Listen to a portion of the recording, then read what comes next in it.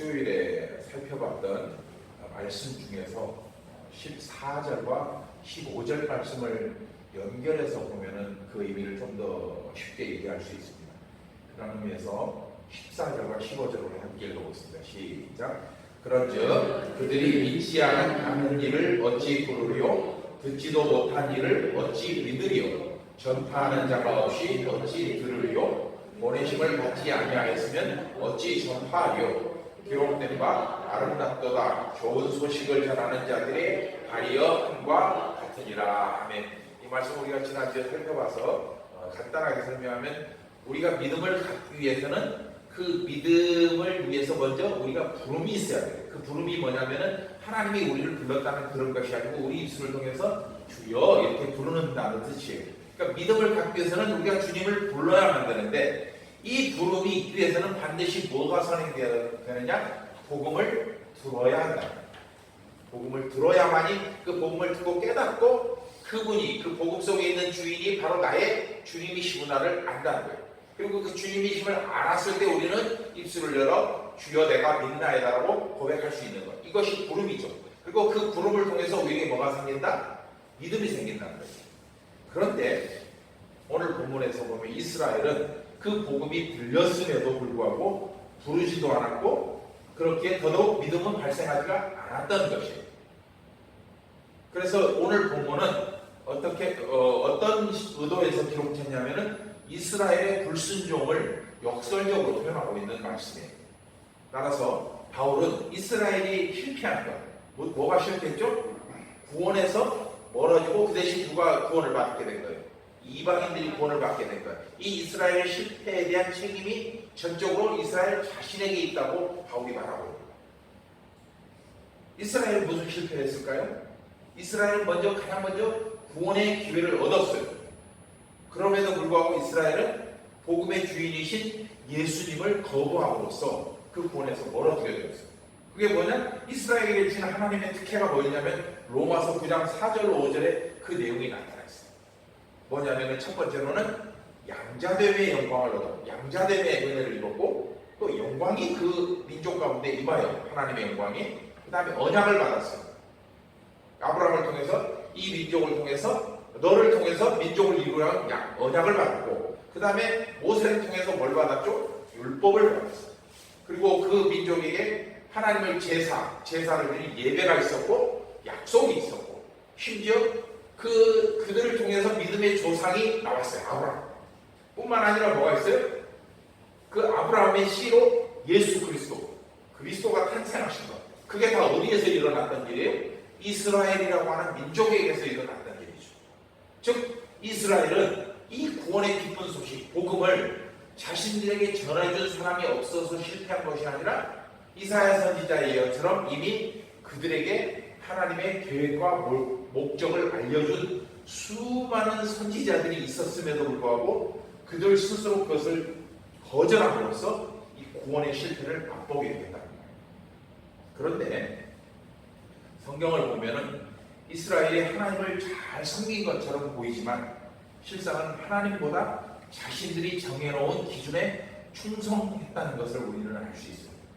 복음서 사복음서를 보면 예수님이 그들을 책망했던 가장 큰 이유는 겉으로는 가장 경건한 하나님을 섬기는 민족처럼 보였지만 실제로는 그들은 껍질만 그랬고 속으로는 다 자기 욕심에 사로잡혀 있었다는 거죠. 구약 성경에 등장하는 모든 믿음의 조상들은 잠정적으로 누구를 예표하고 있어요? 예수 그리스도를 예표하고 있어요. 누구죠? 아담도 예수 그리스도를 예표하고 아브람도 예표하고 모세도 이삭도 요셉도 그러니까 다윗까지도 다 예수 그리스도를 예표하는 미리 드러내는 사람들이에요. 그런데 그들은 누구보다 이 사실을 정확히 알고 있어야 할 이스라엘은 그 구약에 나타난 모든 내용들을 자신의 입맛대로 해석해버린 거예요. 여러분 이스라엘 역사책인 구약 성경이 이스라엘 역사책에 불과했던 것이 하나님의 말씀인 성경으로 인정받는 가장 중요한 이유가 뭐예요? 그 구약의 모든 내용이 누구를 드러내는 거예요? 예수 그리스도를 드러내는 거예요. 만약에 구약 성경이 예수님을 드러내는 책이 아니라면 그 책은 우리가 상관이 없는 책이 되는 거예요. 우리에게 성경은 뭐만 필요한 거예요? 신약만 필요하고 복음서와 바울 서신과 그 신약 성경에 나타난 서신만 책만 다 필요한 거예요. 그런데 구약이 우리에게 성경이 될 수 있는 것은 그 속에 예수님을 드러내는 말씀이 가득 차 있고 실제로 예수님이 성경의 여기를 이렇게 말씀하셨어요. 그러니까 거기에 나에 대해서 한 말이 있다. 예수님이 그렇게 말씀을 하셨기 때문에 그 구약이 이스라엘의 역사책에 불과한 그 책이 우리에게 성경이 되었던 거죠.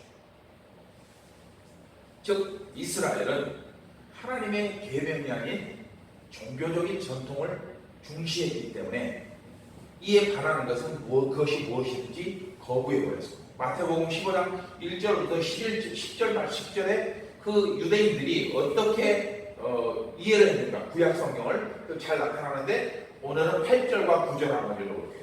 집에 가셔서 마태복음 15장 1절로 10절을 한번 찾아 읽어보시면 그들이 어떻게 구약 성경과 전통 속에서 자기들이 무엇을 더 중시하고 있는가를 볼 수 있어요.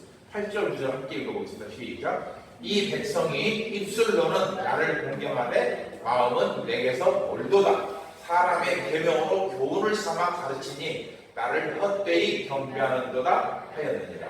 입술로는 나를 공경하지만 실제로 그 속마음은 믿음에서 전혀 믿음과 상관이 없고 사람의 계명, 즉 하나님의 율법이 아닌 사람이 만들어 놓은 전통과 그들의 규칙을 가지고 교훈을 삼아서 사람들에게 이것을 뭐라고 가르쳐? 이게 하나님의 말씀이다라고 하나님의 율법이다라고 가르치고 있다는 거예요. 그렇게 나를 헛되이 경배하는, 그러니까 그들이 하나님께 나가서 제사를 드리고 기도하고 지난주에 살펴봤던 세리 바리새인과 세리 성경의 세리의 기도처럼 일주일에 2번씩 주시하고 11조하고 모든 것을 다 잘했지만은 그럼에도 불구하고 그들은 가짜였다. 이스라엘은 하나님의 계획이나 목적 따위는 아예 관심이 없었고 오직 종교적 기득권을 확보하는 데만 혈안이 돼 있었던 것이죠. 하나님께서는 그런데 그 사실을 알면서도 이스라엘을 위해서 수많은 선지자들을 보내셔서 그들로 하여금 회개하고 다시 주님의 말씀을 듣고 순종할 것을 요청했지만 이미 자신만의 종교적인 틀에 갇혀버린 이스라엘은 하나님이 보내주신 선지자마저 배척해버린 겁니다. 그리고 그 선지자를 배척한 그 끝에 누구를 죽인 거예요? 예수님을 죽인 거예요. 예수님을 죽이기 전에 또 누구를 죽였죠? 세례 요한을 죽였죠. 그래서 성경에서는 우리는 신학적으로 이걸 분석해 보면 세례 요한은 구약 시대를 끝내고 신약을 시작하는 그 분기점이 되는 거예요. 그래서 세례 요한을 마지막 선지자로 보는 거예요. 이유가 그런 뜻이에요.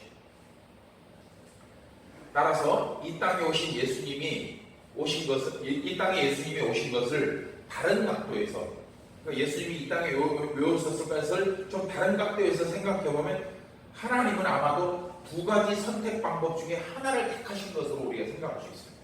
두 가지 선택 방법이 있었을 거예요. 예수님을 죽인 사건, 십자가 사건을 통해 하나님이 판단하고 선택할 것은 두 가지 중에 하나인데, 하나는 죄악된 세상을 멸망시키는 심판하는 거예요. 두 번째는 그럼에도 불구하고 세상을 구원하실 것인가. 이 둘 중에 하나를 택했어야 됐어요. 그런데 하나님은 무엇을 택했죠? 예수님을 통해서 하나님의 선하신 선택이 나타났어요. 어떻게? 이 세상을 끝내 구원하고야 마시겠다는 하나님의 작정이 드러난다는 거죠. 그러나 하나님께서 우리가 생각해보고 구약 성경을 살펴보면 하나님께서 인간이 타락하고 죄를 지었을 때 언제나 선한 선택만 한 것은 아니었어요. 왜냐하면 우리 구약 성경은 대표적인 예가 하나 두 개 있는데 노아의 방주 사건이 그거예요. 그 다음에 또 뭐예요? 소돔과 고모라 사건도 그거예요. 자, 노아의 방주 사건이 있지만 나머지는 다 쓸어버렸잖아요. 소돔과 고모라 사건도 다 쓸어버렸잖아요. 그러니까 하나님이 선한 선택만 한 것은 아니었다는 거예요. 그리고 앞으로도 하나님께서 선악과를 판단하실 선택이 한 번 남아있어요. 앞으로 딱 한 번 남아있어요. 더도 말고 딱 한 번 남아있는데 그게 언제예요? 예수님께서 재림하실 때. 이제 하나님의 마지막 선택이 있는데 그때는 알곡과 가라지를 나누는 종말의 선택이 있을 거예요. 그래서 지금까지 하나님의 선택은 어떤 여지를 남겨두는 선택이었어요. 지금까지는 계속 하나님이 선택을 하셨어도 그 마음속에 여지를 남겨뒀어요. 무슨 여지? 그래도 내가 이 땅을 살려야지. 그래도 내가 이 땅을 살려야지라고 하는 구원의 여지를 남겨두셨어요. 그러나 마지막 종말의 이 말 선택은 여지가 없어요. 그냥 알곡과 가라지를 딱 나눠서 알곡은 천국으로 들고 나머지는 불에 태워 없애버리는 마지막 불심판으로 끝낸다는 거예요. 그래서 계시록 21장 7절로 8절에 보면 이렇게 나옵니다. 시작. 이기는 자는 이것들을 상속으로 받으리라. 나는 그의 하나님이 되고 그는 내 아들이 되리라. 그러나 두려워하는 자들과 믿지 아니하는 자들과 흉악한 자들과 살인자들과 음행하는 자들과 점술가들과 우생 숭배자들과 거짓말하는 모든 자들은 불과 유황으로 타는 곳에 던져지리니 이것이 바로 뭐라고요? 둘째 사망이라. 그때가 되면 더 이상 돌아설 기회가 없다는 거예요. 다시 본문으로 돌아가서 이 부분을 좀 더 하고 싶은데 이건 나중에 다시 본문으로 돌아가서 바울은 이사야 선지자의 예언을 인용해서 이스라엘이 어떻게 불순종을 저질렀는지를 지적하고 있습니다. 로마서 10장 16절 말씀 함께 읽습니다. 시작. 그러나 그들이 다 복음을 순종하지 아니하였도다. 이사야가 이르되 주여 우리가 전한 것을 누가 믿었나이까. 아멘. 여러분 이 말씀은 이 빨간 것이 주여 우리가 전한 것을 누가 믿었나이까. 이 말씀은 우리에게 가장 잘 알려진 메시아에 대한 예언, 즉 고난받는 종이 기록된 이사야서 53장 1절 말씀에 있어요. 그런데 이것은 이 말씀은 이사야 시대의 시대에 있었던 이스라엘이 선지자가 했던 예언에 전혀 관심을 기울이지 않았던 그 사건과 이사야 시대 때도 그랬잖아요. 지금 이 바울 사도가 이사야 선지자 예언을 인용한 것은 이 바울 시대에도 이스라엘 유대인들이 복음을 거절하고 예수를 죽인 사건과 불개가 전혀 차이가 없다는 걸 말합니다. 이사야 시대 때도 선지자한테 그토록 회개하고 하나님께로 돌아오고 외쳤지만 그들이 콧방귀도 안 꼈던 것과 바울 시대에 복음을 전했음에도 그들이 전혀 안 들었던 것, 이게 두 개가 차이가 없다는 걸 지금 보여주는 거예요. 그런데 이스라엘 백성들, 그 당시 이사야 시대에 이스라엘 백성들이 선지자의 예언을 거절한 이유를 보면 더 기가 막힙니다. 이사야서 53장 2절에 그 내용이 나타나는데 함께 읽습니다. 시작. 그는 주 앞에서 자라나기를 연한 순 같고 마른 땅에서 나온 뿌리 같아서 고운 모양도 없고 통째도 없은즉 우리가 보기에 흠모할 만한 아름다운 것이 없도다. 뭐예요? 그 당시 이사야 선지자가 한 예언을 그들이 무시했던 것 뭐냐면 연한 순, 하찮다는 거예요. 마른 땅에서 나온 풀이 하찮은 거예요. 고운 모양도 없고 풍채도 없어. 존경할 만한 것이 하나도 없어요. 그리고 흠모할 만한 것도 없고 아름다운 것도 아무것도 없어요. 그것이 바로 이사야 선지자의 예언을 무시해버린 이유예요. 그런데 이사야 선지자의 예언과 똑같은 모습으로 이 땅에 오신 예수님을 그 이스라엘 후손들이 똑같이 대처하고 죽였다는 거예요. 이렇게. 이 바울은 오늘 본문 17절에서 믿음의 발생, 믿음이 어떻게 발생하는가의 그 과정을 설명하면서 본문 18절 이하에서는 그 믿음을 거절한 이스라엘의 구체적인 죄악상을 고발하고 있습니다. 그러니까 18절부터 21절에는 무슨 내용이 있느냐? 이스라엘이 어떻게 그 복음을 거절했는가? 그걸 보여주고 있는 거죠. 우선 17절을 먼저 읽어보겠습니다. 시작. 그러므로 믿음은 들음에서 나며 들음은 그리스도의 말씀으로 말미암았느니라. 아멘. 이 말씀에 제가 빨간 글자로 그러므로라는 옆에 결과적으로 이렇게 써놨는데 주석책을 좀 봤더니 그러므로라는 것은 우리가 지금 우리 한글 성경에 나타나는데 주석을 좀 더 보면은 그러므로라는 의미보다 결과적으로라는 식으로 이걸 기록해야 더 정확한 의미 전달이 된다고 설명했는데 제가 보기에도 그래요. 왜냐하면 17절 말씀이 16절 말씀과 연결이 안 돼요. 이해되십니까? 17절 말씀이 어디하고 연결되냐면 14절, 15절과 연결돼요. 무슨 말인지 이해하시겠죠? 16절은 17절과 연결이 안 되고 14절, 15절이 17절로 연결해서 그러니 14절, 17절의 내용이 이제 14절, 15절의 내용이 17절에 와서 결론적으로 이런 뜻이 되는 거예요. 즉 우리가 그럼 14절, 15절을 보면 우리가 믿음을 가지려면 먼저 믿음에 대한 것을 어떻게 하죠? 들어야 돼요. 들어야 하는데 그 믿음의 내용은 뭐냐? 그리스도의 말씀, 즉 복음이라는 거예요. 이게 17절 말씀의 내용인데 이 내용은 바로 14절, 15절을 통해서 나타난 것이 결론적으로 나타난 말씀이에요. 이 부분에서 이 17절 말씀에서 복음 전파를 위해서 가장 중요한 두 가지 요소가 등장합니다. 17절에서 가장 중요한 두 가지가 뭐죠? 하나는 복음이죠. 복음. 그러니까 뭐예요? 예수 그리스도의 말씀이죠. 그 다음에 그 두 번째 중요한 건 뭐예요? 그것은 전하는 자입니다. 복음을 전하는 자가 있어요. 그 전하는 자는 어떤 사람이에요? 그냥 어느 날 갑자기 뿅 하고 나타난 게 아니고 먼저 듣고 믿은 사람이 전하는 자가 돼요. 그러니까 복음이 전파되기 위해서 나타나는 가장 중요한 두 가지 요건. 첫 번째는 복음, 두 번째는 뭐예요? 복음을 전하는 자, 복음 전파자가 나타나요. 그런데 이 두 가지는 세상을 구원하시기에 하나님께서 준비하신 도구들이라는 거죠. 즉 우리 그리스도인들이 누구냐? 그 도구로 쓰임받기 위해서 하나님으로부터 부름받은 존재들이 어디로부터? 세상으로부터 부름받은 존재들이라는 거예요. 무엇을 위해서? 복음을 전파하기 위해서 부름받은 존재들이라는 거죠. 재밌는 것은 고린도전서 1장 21절로 보면 하나님께서 복음 전파를 위해 택하신 방법이 세상에서 가장 미련한 방법이라는 거예요. 우리가 그 하나님의 미련한 방법 가운데 부름을 받았다는 거예요. 고린도전서 1장 21절 함께 봅시다. 시작. 하나님의 지혜에 있어서는 이 세상이 자기 지혜로 하나님을 알지 못하므로 하나님께서 전도의 미련한 것으로 믿는 자들을 구원하시기를 기뻐하셨도다. 자, 이 말씀이 뭐예요? 하나님께서 하나님의 지혜를 그냥 그대로 다이렉트로 세상에 딱 드러내면은 세상 사람들이 그걸 알아요, 몰라요? 전혀 몰라요. 하나님의 지혜를 세상 사람들은 이해할 수 없어요. 그래서 하나님께서는 세상 사람들이 이해할 수 있는 방법으로, 이해할 수 있는 수준으로 그걸 복음을 나타내셨는데 그게 뭐냐? 전도에 미련한 거예요. 하나님께서는 수많은 방법을 통해서 이스라엘이 마음을 되돌리고 하나님께로 돌아오기를 위해서 노력하셨어요. 타일러도 보고 경고도 해보고 재앙도 내려보고 수없이 많은 방법들을 구약기들을 보면 나타내셨어요. 그러나 이미 마음이 굳어져 버린 이스라엘은 결국 그 마음을 돌리지 않았던 거죠. 이에 바울은 오늘 본문에서 이스라엘이 하나님께 불순종한 사례를 구체적으로 거론하면서 그들의 잘못을 면면히 지적하고 있습니다. 그러니까 이스라엘 선지자들의 예언을 이렇게 기록하고 있는데 첫 번째 내용이 뭐냐? 이스라엘 불순종 사례는 첫 번째는 이사야 선지자의 예언 첫 번째 것을 인용해서 이스라엘이 왜 불순종했는지 봅니다. 우리가 전한 것을 누가 믿었느냐?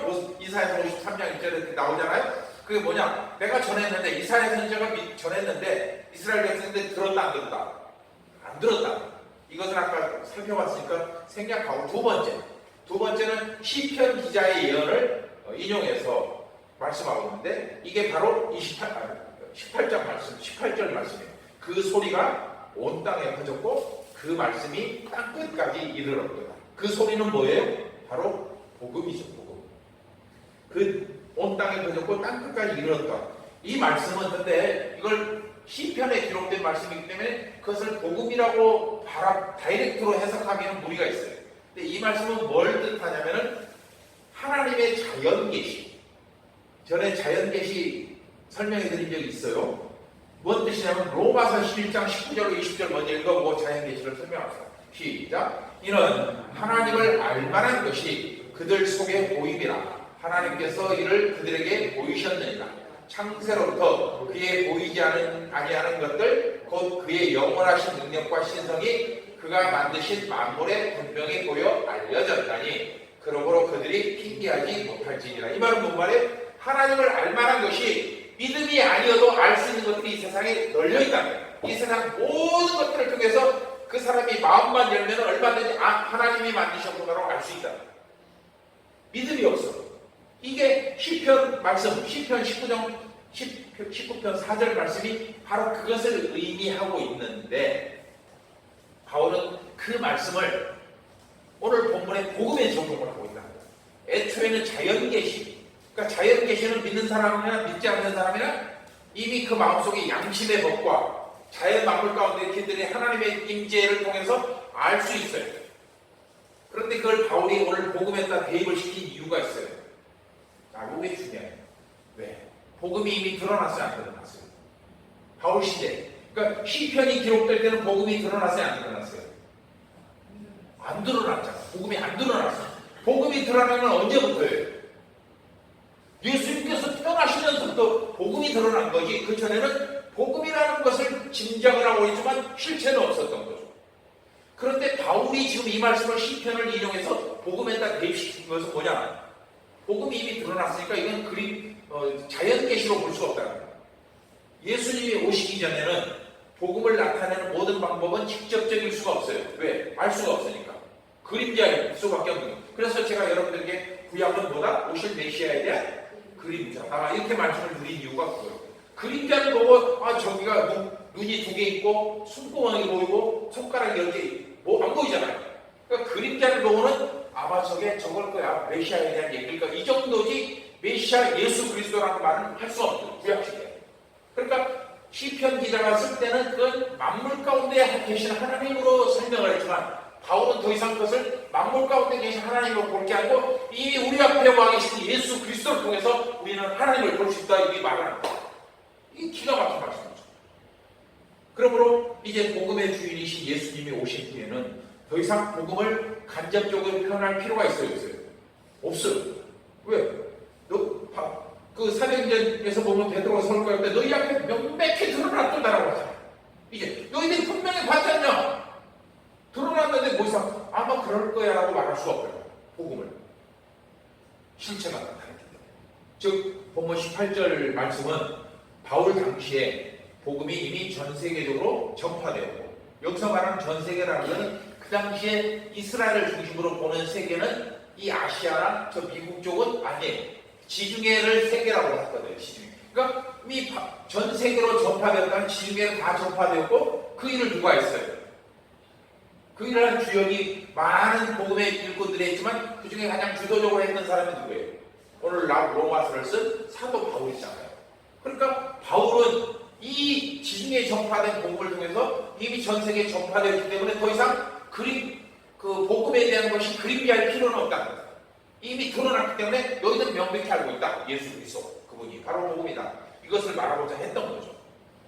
그래서 시편 기자 말씀 통해서 그런데 그 이스라엘이 땅끝까지 이르렀음에도 불구하고 그 복음을 받아들이지 않고 있다. 다른 지중해는 이방 족속들이 이미 다 알고 있는데 왜 너희는 가장 먼저 알아야 너희는 모르느냐? 이 말씀이 18절에 관한 말씀입니다. 그러고 나서 19절에 가서는 누구로 예언을 인용하냐면 모세의 예언을 인용하고 있어요. 이 모세의 예언은 신명기서 32장 21절의 말씀인데 그 19절 말씀은 내가 백성 아닌 자로서 너희를 시기하게 하며 미련한 백성으로서 너희를 노엽게 하리라 이렇게 말씀하고 있어요. 바울은 이 19절에서 무슨 말씀을 하고 싶었냐면은 이스라엘이 이미 복음을 들었지만 그림자이지만 복음을 들었지만 이해하지 못했을 수도 있지 않냐라는 가능성을 한번 제기합니다. 자, 그래 복음을 들었지만 복음이 너무 어려워서 아까 로마서 본 것처럼 이해할 수도 없는 거. 고린도전서에서 보는 것처럼 혹시 이스라엘이 하나님의 지혜를 이해 못해서 복음을 이해 못할 수도 있지 않냐는 가능성을 제기하는데 그러면서 반대로 바울은 하지만 이스라엘은 이미 오늘 아까 말한 모세에 전한 가르침, 모세의 예언을 이미 잘 알고 있어요. 알고 있기 때문에 복음을 들었지만 이해하지 못했다라는 이스라엘의 변명은 성립되지 않는다는 걸 말하기 위해서 이 말씀입니다. 즉 왜 그것이 이스라엘의 변명에 불과하냐면은 하나님께서는 이스라엘 백성들에게 모세의 율법뿐만 아니라 그 모세의 율법을 설명하고 가르치고 깨닫게 하기 위한 수많은 선생들과 지도자들을 보내주셨어요.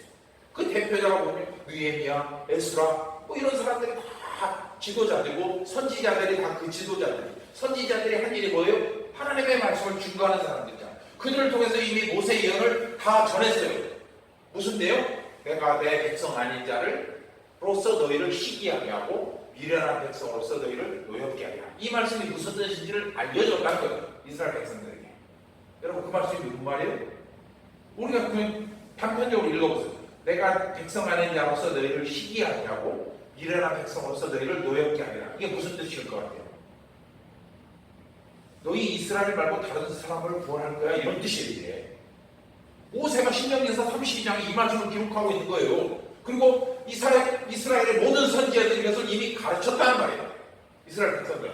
그런데 이스라엘이 그럼에도 불구하고 그 말씀을 의미를 이해하지 못했다는 것은 맞지 않다. 더 심각한 문제는 모세의 글에서 선택을 받은 그 이스라엘 백성들이 아까 신명기에서 32장 21절 말씀처럼 구원에서 너희들이 제외될 수도 있고 구원받지 못할 수도 있고 반대로 선택받지 못한 이방인들이 오히려 구원받을 수 있다는 기록이 있음에도 불구하고 이스라엘은 오직 누구만이 자기들만이 구원받을 수 있다는 걸 주장하면서 오히려 모세의 글을 왜곡해버렸다는 거예요. 이게 문제라는 거죠. 모세는 명백히 너희 말고 다른 사람이 구원받을 수 있어라고 경고했어요. 그런데 아니야 우리만 구원받을 거야 라고 생각합니다. 실제로 여러분 이스라엘이라는 민족은 단일 민족이 아닙니다. 침략과 정복을 수도 없이 당해가지고 이스라엘 민족은 혼합 민족이에요. 보세요. 우리 성경에서만 봐도 얼마나 많습니까? 애굽에 침략받아 애굽에 팔려가고 또 바벨론, 아수르 뭐 얼마나 많은 로마, 그 다음에 헬라, 시리아 수도 없이 많은 나라들로 정복을 당하면서 그냥 정복만 당했겠습니까? 여자들이 얼마나 많은 유리를 당했겠냐는 거예요. 그것도 한두 해가 아니고 수백 수천 년간 그랬는데 그럼에도 불구하고 우리는 단일 민족이다라고 할 수 있어요? 맞지 않죠. 제가 왜 이 말씀을 하냐면은 우리나라도 똑같아요. 우리나라도 얼마나 많은 침략을 당했습니까? 그런데 우리나라가 백인민족, 단일민족이라고 말할 수 있어요? 없어요. 우리나라는 혼합민족이에요. 명백하게 혼합민족이에요.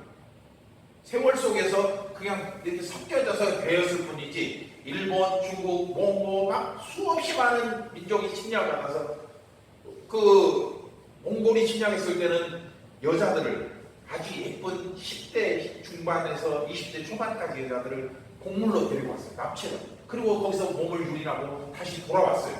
그러고 나서 돌아왔을 때 그들이 다 배불러서 왔는데 그들을 일컬어서 뭐라고 했냐? 환양년이라고 했어요.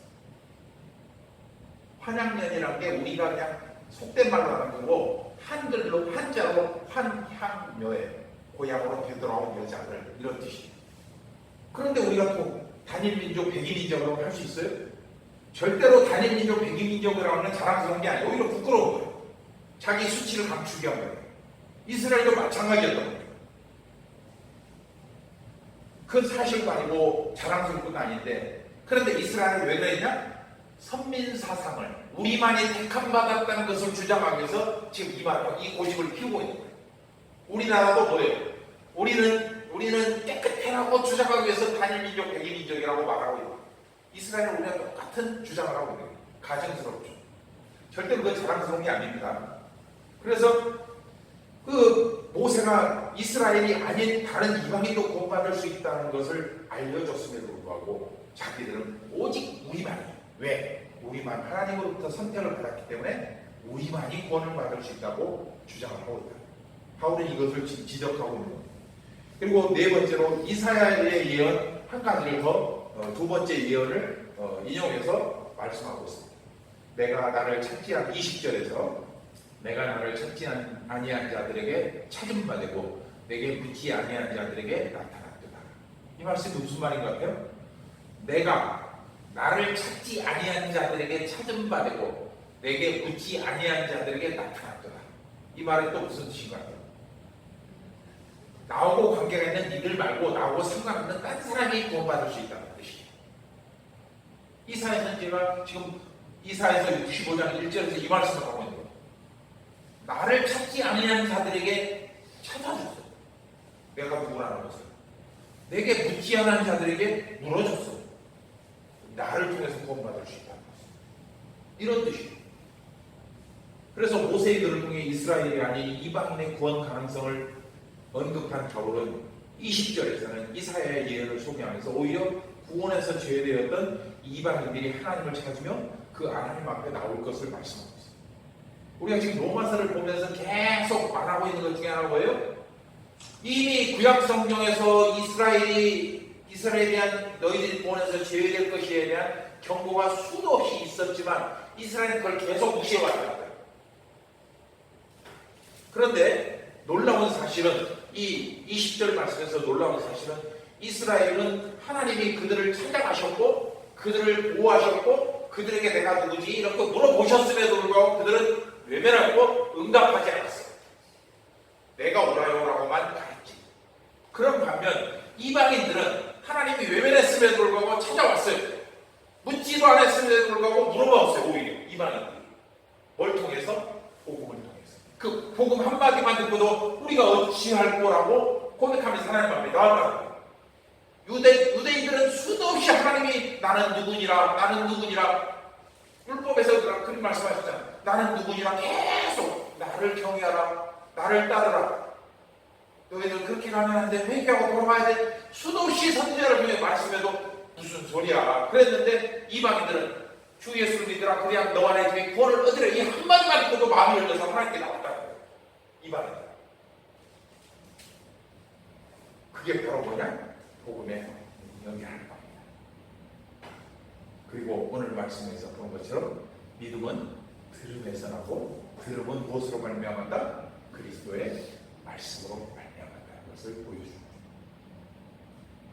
그렇게 이사야 선지자의 예언을 인용한 다음에 바울은 또다시 이사야 선지자의 예언을 한 가지를 더 씁니다. 21절에서 이사야서 65장 2절 말씀을 한 번 더 인용하는데 뭘 인용하냐면 순종하지 아니하고 거슬러 말하는 백성에게 내가 종일 내 손을 벌렸노라. 이 말씀도 좀 어렵죠. 이 말씀도 좀 어려운데 이게 무슨 뜻이냐면은 하나님은 그처럼 명백한 하나님의 계획에 순종하지도 않고 사사건건 하나님의 뜻을 거절하는 이스라엘임에도 불구하고 뭘 했다는 거예요? 종일 손을 벌리고 있었다는 거예요.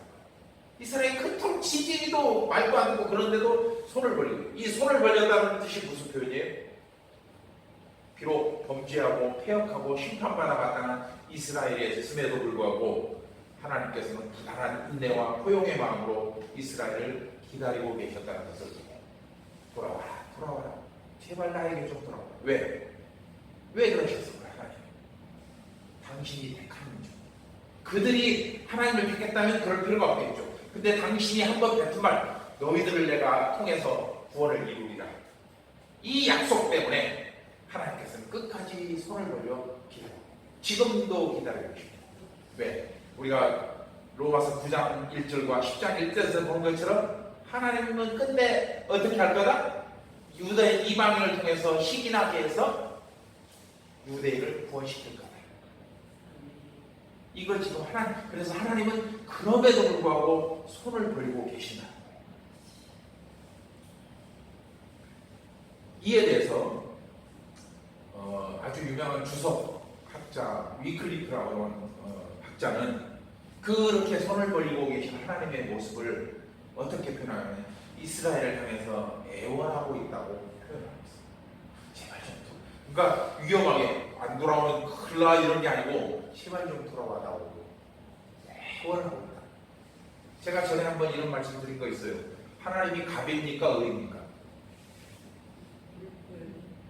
제가 하나님이 갑이라고 했어요? 을이라고 했어요? 그래요. 하나님은 갑이 아니에요. 우리가 갑이에요. 을 중에서도 슈퍼을이에요. 하나님.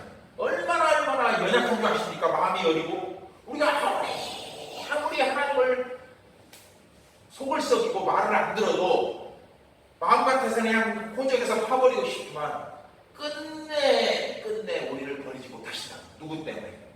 예수님 때문에.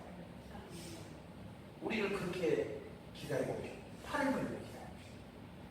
그런데도 우리는 여전히 아직도 자기 잘난 맛에 살아가고 있습니다. 이처럼 이스라엘은 예수님 시대에만 복음을 거절한 것이 아니었어요. 모세 시대 때도 오늘 본문에서 살펴본 것처럼 모세 시대 때도 분명 명백하게 그 복음이 전파되었어요. 너희들 말고 이방인이 구원받을 수 있어 조심해, 이 말씀했는데도 그들은 거절했어요. 이사야 시대 때도 거절했어요. 우리가 저런 것을 누가 믿었어? 우리 전했는데 너희들 안 믿었잖아. 예수님 시대 때는 더할 나위 없었죠. 메시아가 명백하게 눈앞에 드러났는데 복음의 실체가 나타났는데도 예수님을 죽여버렸어요. 뿐만 아니라 바울의 시대 때는 어땠어요? 바울 시대 똑같잖아요. 그리고 오늘날에도 자기 교만에 갇혀버린 육적 이스라엘, 즉 세상은 여전히 복음을 깨닫지 못하고 그 복음을 거절하며 교회를 핍박하고 조롱하고 있습니다.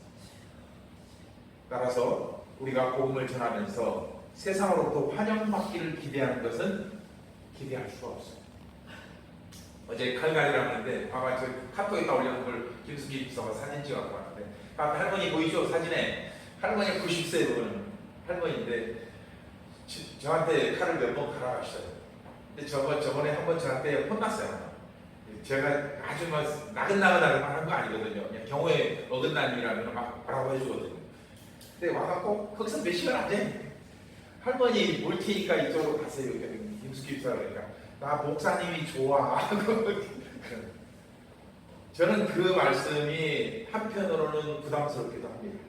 왜냐하면 제가 좋다고 하는 건 고마운 일이긴 하지만 오늘 말씀 제가 했던 것처럼 세상에서 환영받기를 기대하면 안 돼요. 복음 전파는 세상에서 핍박하는 것이 오히려 내가 살아있다는 증거일 수 있어요. 근데 할머니가 저한테 와서 목사님 우리 집에 와서 저녁 먹고 가.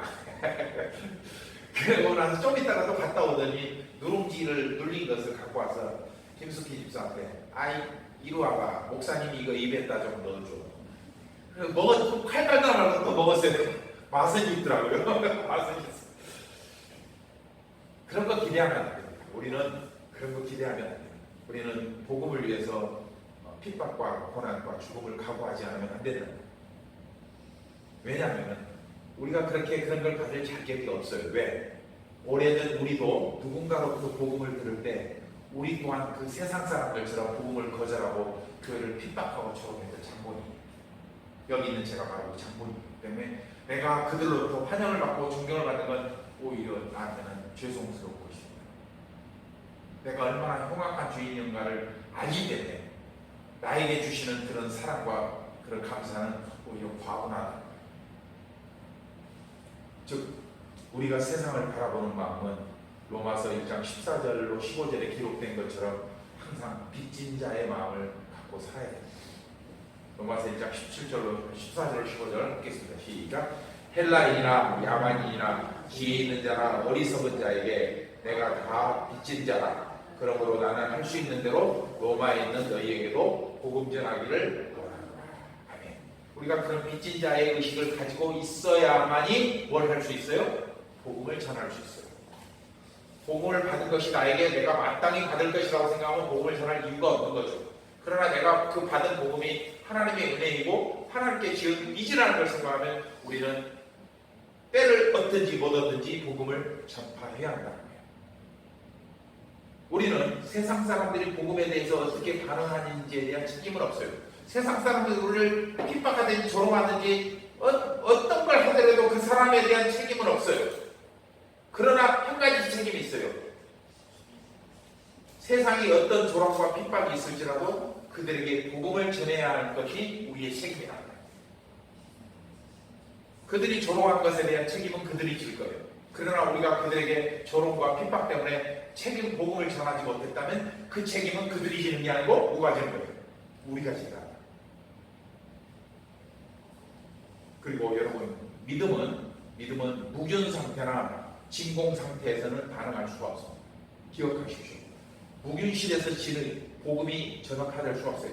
반드시 누군가가 전파해야만 이루어지고 또 그 전파 과정에서 핍박과 고난이 반드시 일어날 수밖에 없다. 이것이 복음이 전파되는 필수 코스예요. 그냥 말했더니 그냥 와 하고 다 믿었다? 그럴 수 없어요. 내 삶을 드려야 되고 내 시간을 드려야 되고 내 열정과 내 물질과 내 모든 것들을 드리고 그럼에도 불구하고 나에게 돌아오는 것은 핍박과 고난과 적대나 대적밖에 없어요. 그러나 겉으로 볼 때는 그것이 손해보는 것 같지만 하나님 나라에서 유익이 돼요. 이게 바로 복음 전파의 원리입니다. 즉 믿음이란 어떤 사람이 하나님의 구원 계획에 관해서 들은 내용을 믿는 것이고, 누군가 들었어요. 하나님 나라에 대해서. 그걸 그래 그렇다고 믿어줘. 그렇게 될 것 같아. 이게 바로 믿음이라는 거예요. 그리고 그걸 그대로 이루어질 것을 기다리는 거예요. 그게 믿음인 거예요. 예수님이 나를 구원하실 것을 기다리는 거예요. 그리고 믿음이란 하나님의 구원 계획을 선포하신 예수님의 말씀을 듣는 것이에요. 오늘 말씀처럼 그 말씀을 들은 사람을 위해 기꺼이 십자가에 매달리시고 부활하시고 승천하셨고 반드시 재림하실 그 주님을 기다리는 것이 바로 믿음이에요. 우리가 그렇게 기다리는 것처럼 우리에게 주어진 그것이 빚이라면, 우리에게 주신 그 은혜가 빚이라면 우리는 그 은혜를 갚아야 해요. 그러나 그걸 하나님께 갚을 수는 없는 거죠. 제가 전에도 항상 말씀드리지만 은혜는 바로 밑으로, 은혜는 반드시 밑으로 올라가야 돼요. 자식이 부모를 봉양하고 용돈을 주고 그런다고 은혜가 되돌아가지 않아요. 은혜는 계속 그 자식에게 자식이고 흘러가요. 그리고 그 은혜의 물줄기의 근원의 끝은 하나님께 있는 거죠. 그러나 하나님은 어떻게 이해를 하시느냐? 우리가 복음을 흘려보내면, 은혜를 흘려보내면 그것을 하나님은 당신에게 은혜를 갚는 것으로 인정하시겠다는 뜻이에요. 우리가 그렇게 쉼없이 때를 얻든지 못 얻든지 복음을 전파할 때 하나님 나라는 점점 더 왕성하게 될 것이고 확장될 것이고 튼튼하게 설 겁니다. 우리가 그 일을 못하기 때문에 세상이 그 일보다 세상이 조롱받을 일만, 택삭받을 일만 하기 때문에 지금 교회가 이런 어려움에 처하지만, 우리 설립교회처럼 그럼에도 불구하고 우리는 할 일을 하자고 하는 교회들이 하나 둘 늘어나기 시작한다면 교회는 반드시 하나님께서 영광을 받으시고 이 땅에 편만하게 세워질 것을 믿어야 됩니다. 여러분들, 우리 설립교회가 작지만 그 일 가운데 잘 충성하시고 하나님 앞에 칭찬받는 그런 교회와 성도들 되시기를 주님으로 축복합니다. 기도하겠습니다. 하나님 아버지, 로마서 10장 말씀을 통하여 수없이 많은 예언과 경고를 받았음에도 복음을 거절한 이스라엘을 보면서 지금도 여전히 복음을 거절하고 있는 이 시대의 육적 이스라엘을 생각해 봅니다. 그들이 복음을 받지 않는 것은 그들의 책임이겠지만, 그러나 그들에게 복음을 전파하지 않는 것은 우리의 책임임을 오늘 말씀을 통하여 다시 한번 깨달았사오니, 하나님, 우리가 때를 얻든지 못 얻든지 핍박을 당하든지 고통을 당하든지 하나님 그것에 연연하지 않고 주님 주신 그 빚을 갚는 우리 모두가 되게 하여 주시옵소서. 많은 교회들이 어려움에 처하고 또 조롱을 당하는 시대입니다. 그러나 주님의 나라는 그것에 연연하지 않고 더욱더 확장될 것을 믿으며 그 확장되는 역사 가운데 우리 설립교회가 귀하게 쓰임받게 하여 주시옵소서. 우리 모든 성도들이 그 가운데 참여하게 하시고 마음의 달력 훈련과 하나님 강한 마음으로 하나님의 말씀 가운데 순종하며 나아갈 수 있도록 도와주시옵소서. 남은 한 주간 동안도 주님의 은혜 가운데 거하게 하시고 하나님의 은혜를 사모하며 나아가는 우리 모든 성도들 되게 하여 주시옵소서. 감사드리고 예수님의 이름으로 축복하며 기도드리옵나이다. 아멘.